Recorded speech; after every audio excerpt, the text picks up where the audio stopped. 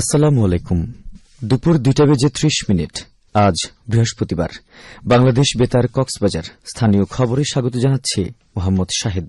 তুরস্কের president Recep Tayyip এরদোয়ানের পুত্র Bilal Erdogan, জার্মানির বিশ্বকাপজয়ী ফুটবলার মেসুট উজ্জিল এবং আন্তর্জাতিক সংস্থা টিকার চেয়ারম্যান আরন আবদুল্লাহ কক্সবাজারে রোহিঙ্গা ক্যাম্প পরিদর্শনে এসেছেন।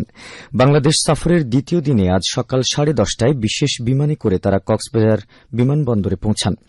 এরপর কক্সবাজার শরণার্থী ত্রাণ ও প্রত্যাবাসন কমিশনার কার্যালয়ে কমিশনার মোহাম্মদ মিজানুর রহমানের সাথে সৌজন্য সাক্ষাতে মিলিত হন। পরে উপস্থিত গণমাধ্যম কর্মীদের সাথে সংক্ষিপ্ত ব্রিফিং করেন বিলাল এরদোয়ান। এ সময় তিনি বাংলাদেশে আশ্রয় নেয়া রোহিঙ্গা শরণার্থীদের সম্মানজনক এবং মর্যাদাপূর্ণ প্রত্যাবাসনের কথা বলেন।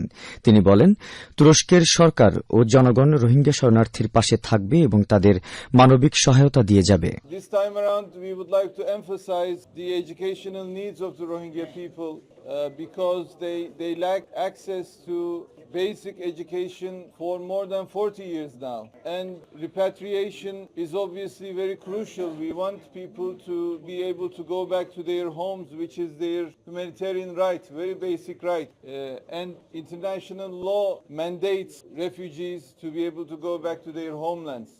পরে তারা সড়ক পথে কক্সবাজারে রোহিঙ্গা শরণার্থী শিবির দেখতে যান। সেখানে ক্যাম্প 9-এ তুরস্কের ফিল্ড হাসপাতাল, ক্যাম্প 16-তে তুরস্কের সহযোগিতা ও সমন্বয় সংস্থার শিক্ষা সংস্কৃতি কেন্দ্র ঘুরে দেখেন। শরণার্থী ত্রাণ ও প্রত্যাবাসন কমিশনার মোহাম্মদ মিজানুর রহমান জানান, ক্যাম্পে থাকা 6 লাখ রোহিঙ্গা শিশুর শিক্ষা কার্যক্রম চালিয়ে নিতে আগ্রহ প্রকাশ করেছে তুরস্ক। এখানে প্রায় 6 লক্ষ শিশু এখন অবস্থান করছে। তো আমাদের যে শিক্ষা সেক্টর যেটি রয়েছে সেটি ফান্ড ক্রাইসিসের কারণে অনেক স্কুল ইতিমধ্যে বন্ধ হয়ে গিয়েছিল। বিশেষ করে মেয়েদের শিক্ষার ব্যাপারে ওনারা খুব আগ্রহী। রোহিঙ্গা মেয়েদের মধ্যে 3% বেশি শিক্ষিত নাই। তো ওনারা মেয়েদের জন্য স্কুল করেছেন, 4টি স্কুল করেছেন, ছেলেদের জন্য 5টি স্কুল করেছেন। তো ভবিষ্যতে ওনারা এই শিক্ষা কিভাবে আরো দেয়া যায়, ক্যাম্পে যতদিন আছে ততদিন তারা যাতে শিক্ষা পায় সেজন্য তারা কাজ করবেন বলেছেন এবং তারা সহযোগিতা করবেন বাংলাদেশ সরকারকে, এটা বলেছেন। উখিয়ায় মহান শহীদ দিবস ও আন্তর্জাতিক মাতৃভাষা দিবস উপলক্ষে চিত্রাঙ্কন প্রতিযোগিতা ও কবিতা আবৃত্তি অনুষ্ঠিত হয়েছে। আজ উপজেলা প্রশাসনের সহযোগিতায় উখিয়া সরকারি মডেল প্রাথমিক বিদ্যালয়ে এই প্রতিযোগিতার আয়োজন করা হয়। এতে প্রধান অতিথি ছিলেন উপজেলা একাডেমিক সুপারভাইজার বদরুল আলম। শিক্ষার্থীদের চিত্রাঙ্কন, কবিতা আবৃত্তি, স্বরচিত ছড়া ও রচনা প্রতিযোগিতায় 2 শতাধিক ছাত্রছাত্রী অংশগ্রহণ করে। এ সময় উখিয়া সরকারি উচ্চ বিদ্যালয়ের ভারপ্রাপ্ত প্রধান শিক্ষক, উখিয়া সরকারি মডেল প্রাথমিক বিদ্যালয়ের প্রধান শিক্ষক, ইসলামিক ফাউন্ডেশনের সুপারভাইজার সহ শিক্ষক শিক্ষার্থীরা উপস্থিত ছিলেন। এদিকে চকরিয়ায় শহীদ দিবস ও আন্তর্জাতিক মাতৃভাষা দিবস 2026 উদযাপন উপলক্ষে প্রস্তুতি সভা অনুষ্ঠিত হয়েছে। আজ দুপুরে উপজেলা পরিষদ মিলনায়তনে উপজেলা সহকারী কমিশনার ভূমি রূপায়ণ দেব এর সভাপতিত্বে এই সভা অনুষ্ঠিত হয়। এ সময় চকরিয়া থানার ভারপ্রাপ্ত কর্মকর্তা, উপজেলার বিভিন্ন দপ্তরের কর্মকর্তা, জনপ্রতিনিধি সহ সংশ্লিষ্টরা উপস্থিত ছিলেন। সভায় 21 ফেব্রুয়ারি প্রথম প্রহরে শহীদ মিনারে পুষ্পস্তবক অর্পণ, প্রভাত ফেরি, আলোচনা সভা ও সাংস্কৃতিক অনুষ্ঠান আয়োজনের সিদ্ধান্ত হয়।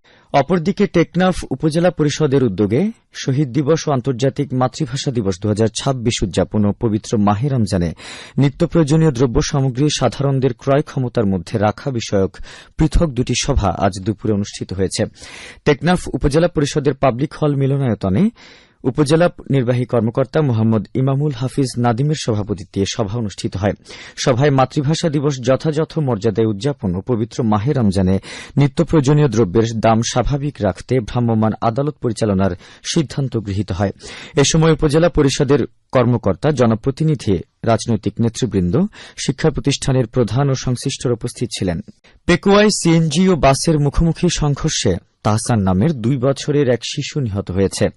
আজ সকালে উপজেলার আনোয়ারালী মাতবরপাড়া এলাকায় এই ঘটনা ঘটে। এ সময় নিহত শিশু তাহসানের মা শারমিন আক্তার ইয়াসমিন ও মামা শাহেদ করিম গুরুতর আহত হন।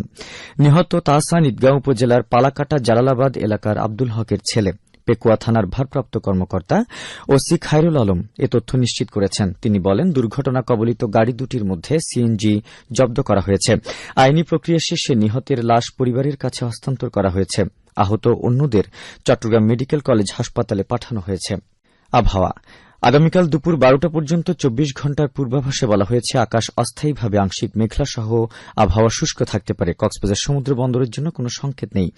আগামী 24 ঘণ্টায় দিন ও রাতের তাপমাত্রা সামান্য বৃদ্ধি পেতে পারে। আজ সূর্যাস্ত যাবে বিকেল 5:52। আগামীকাল সূর্যোদয় হবে ভোর 6:20।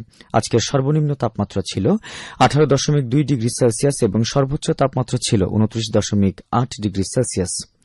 এখন জানিয়ে দিচ্ছি বাঁকখালী নদীর মোহনা সংলগ্ন এলাকার সামুদ্রিক জোয়ার ভাটার সময়সূচি। আজ ভাটা শুরু হয়েছে বেলা 11:44, চলবে বিকেল 4:26 পর্যন্ত।